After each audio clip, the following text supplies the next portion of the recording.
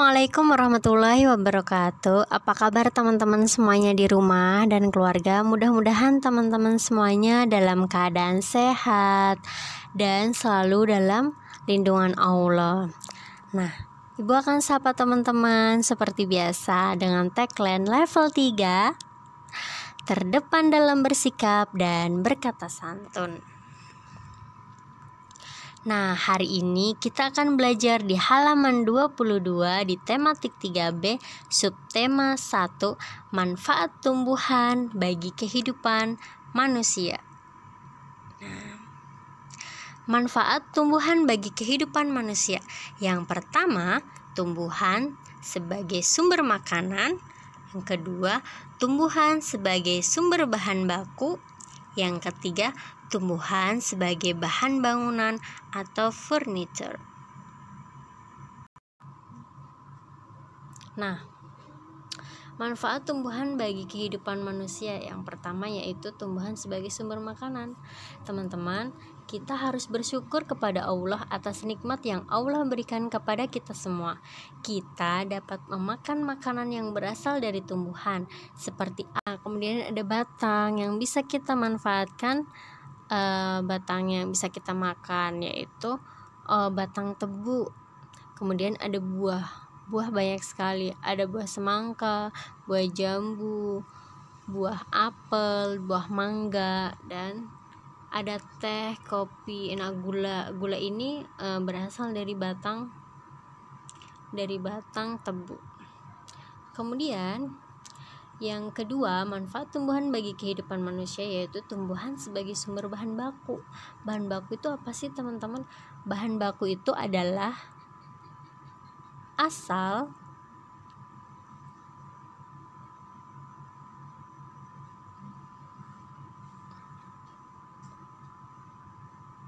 bahan baku. Nah, yang kedua adalah tumbuhan sebagai bahan baku. Bahan baku itu apa sih teman-teman? Bahan baku itu adalah bahan asal atau bahan dasar atau bahan-bahan yang diperlukan untuk membuat barang jadi. Contohnya nih, bunga mawar untuk minyak wangi, bahan untuk membuat minyak wangi. Kayu untuk bahan membuat kertas. Kemudian kapas untuk bahan membuat kain atau baju kita. Kemudian tumbuhan lidah buaya untuk bahan obat-obatan. Nah, ini adalah proses pembuatan kain yang dibuat dari kapas. Nah, ini juga ada proses pembuatan kertas dibuat dari kayu. Nah, dimulai dari bunga kertas, kemudian dipintal menjadi benang-benang, terus benang ditenun menjadi sebuah kain dijahit, kemudian jadilah menjadi baju yang kita pakai. Kemudian di sini ada kertas yang terbuat dari kayu yang ditebang, kemudian diolah di sebuah pabrik, kemudian jadilah kertas yang bisa kita gunakan untuk menulis. Nah, selanjutnya yaitu adalah tumbuhan sebagai bahan bangunan atau furniture. Tumbuhan dapat dijadikan sebagai bahan bangunan atau furniture seperti meja, kursi, dan lemari. Nah, meja, kursi, dan lemari di samping ini terbuat dari tumbuhan.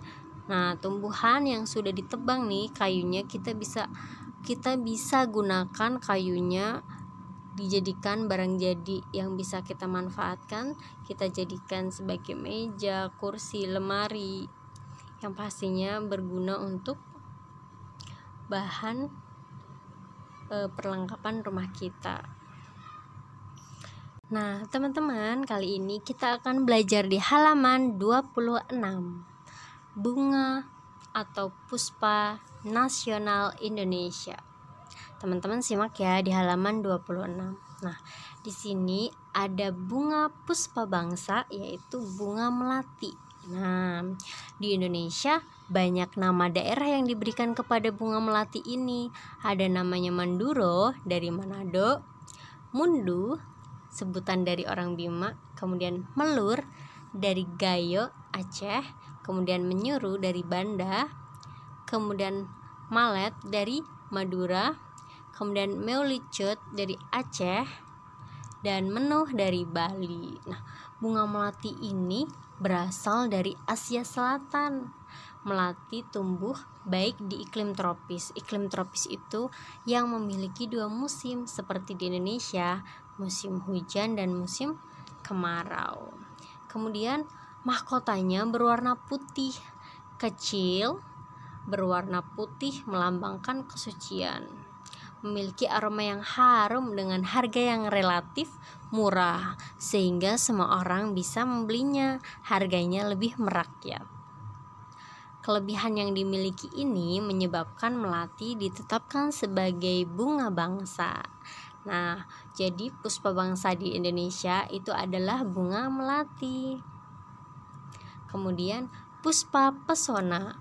Nah, atau anggrek bulan. Anggrek bulan ini hidup secara epifit, yaitu dia hanya bisa menempel pada batang atau cabang pohon inangnya. Dia hanya bisa hidup menempel di pohon inang yang bisa tumbuhin. Kemudian dia banyak ditemukan di mana? Di Indonesia, Filipina, Malaysia, dan Australia. Anggrek bulan ini memiliki mahkota lebar dan berwarna putih. Nah, keindahan yang mempesona menjadi dasar pertimbangan sehingga anggrek bulan ini ditetapkan sebagai puspa pesona karena dia memiliki mahkota lebar berwarna putih yang mempesona. Kemudian puspa langka, bunga apa itu yang sudah langka di Indonesia? Ya, Padma raksasa. Teman-teman ada yang tahu nggak bunga Padma raksasa itu kayak apa? Seperti apa? Nah, raksasa kita bayangin ya, raksasa besar berarti bunganya itu besar ya. Nah, seperti ini teman-teman, ini adalah bunga puspa langka. Dinamakan puspa langka karena keberadaannya ini sudah mulai langka. Nah, nama lainnya nih, dia memiliki diameter 100 cm. 100 cm diameter nih, panjang diameternya. Kemudian beratnya 10 kilo. Wow, 10 kilo berat sekali ya. Tidak memiliki batang, daun, dan akar. Hidupnya secara parasit pada tumbuhan inang. Nah, jika inangnya mati, maka bunga Rafflesia ini akan mati. Dia memiliki nama nih, nama lainnya yaitu Rafflesia arnoldi. Rafflesia arnoldi ini adalah orang yang pertama kali menemukan bunga Padma raksasa ini. Nah, bunga ini hanya ditemukan di Pulau Sumatera ya teman-teman, Provinsi Bengkulu. Nah, pohon inang Rafflesia hanya hidup di Sumatera. Rafflesia membutuhkan hutan untuk dapat bertahan hidup. Karena bunga ini tidak dapat dikembangbiakan di luar habitatnya, ini menyebabkan bunga Rafflesia menjadi langka. Jadi, dia hanya bisa hidup di daerah Sumatera. Hal inilah yang menjadi dasar pertimbangan sehingga Padma raksasa ditetapkan sebagai puspa langka.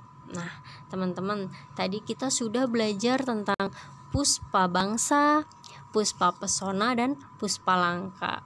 Nah, puspa langka yaitu bunga Padma raksasa, puspa pesona bunga anggrek bulan, puspa bangsa yaitu bunga melati. Cukup sekian, terima kasih. Wassalamualaikum warahmatullahi wabarakatuh.